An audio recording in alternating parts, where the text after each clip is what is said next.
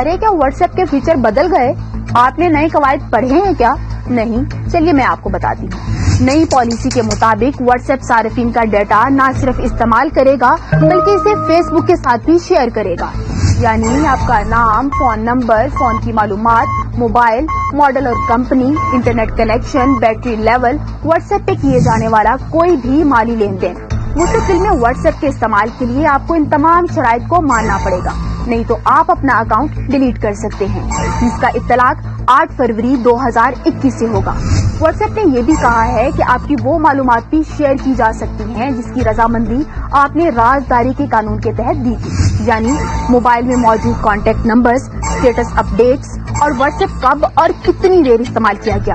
یہ شرائط 8 crore Pakistani what's app صارفین کو تو ماننا پڑے گی، مگر ان کا اطلاق یورپی یونین کے 27 ممالک میں نہیں ہوگا۔